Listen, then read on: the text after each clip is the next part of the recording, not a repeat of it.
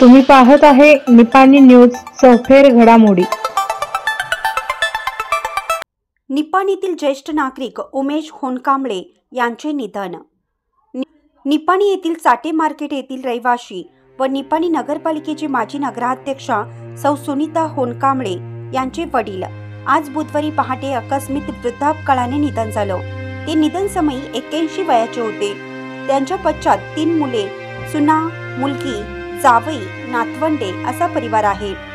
आज सायंकाळी 6 वाजता रक्षा विसर्जन होणार आहे।